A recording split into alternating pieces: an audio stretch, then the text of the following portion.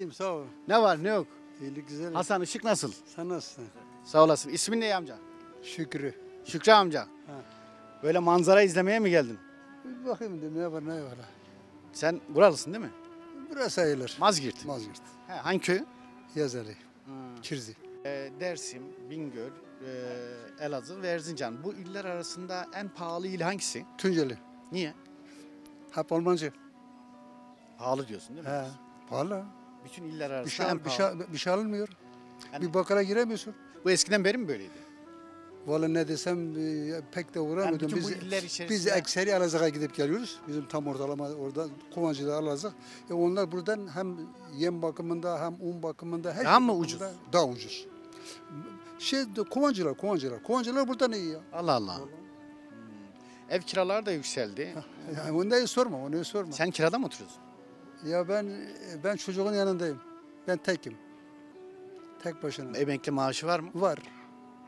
Ya, İdare edebiliyor musun? Bu dünya benim olsa ne olacak? Emekli maaşım varmış, evim varmış. Dünya benim olsa ne olacak? Teyze? Yok, kaybettim teyzeyi. Başınız sağ olsun. Çektik, düzlüğe çıktık, teyze gitti.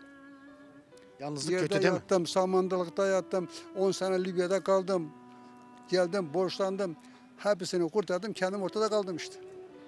Tam düzlüğe çıktım, gitti. Gerçekten de bir ömür birlikte olduğun hayat arkadaşını kaybetmek zor bir şey değil mi? Çok, aynı dünyada başka onda zor bir şey yok.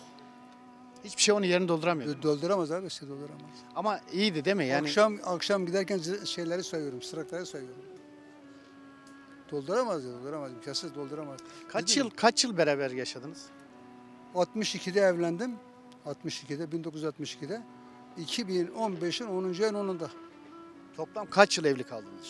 Şöyle böyle 50-60 sene. 50-60 sene bir ömür birlikte kaldınız. 8 çocuk. 8 çocuk. Evet. Kız erkek. 2 kız, 6 oğlan. 2 kız 6 olan tam bizim de öyle. Bizim de öyle. Bizim de 8 çocuk. 2 kız 6 erkek. Evet. Ya Allah rahmet eylesin. Gerçekten de zor bir şey. Asıl yalnızlık bu yaşta başlıyor değil mi? İşte ihtiyarlık aynı çocuk Ama gibi. çocuklar kıymetini biliyor mu yani gerçekten? Şimdi ben sana ne desem yalan olur. Tabii kamera Ne karşısında zaman ki ben söylemek lazım. yataklığa düştüm, yataklığa oldum ya, o zaman belli eder. Şimdi ben onları besliyorum. Ben ayda 4 milyar aylık alırım, onlara veriyorum. 2 tane kiremi geliyor, onlara veriyorum. Ama Allah elden ayaktan düşürmesin. Amin, amin. Kimseye amin. muhtaç etmesin. Kimsenin çocuğun boynuna koymasın.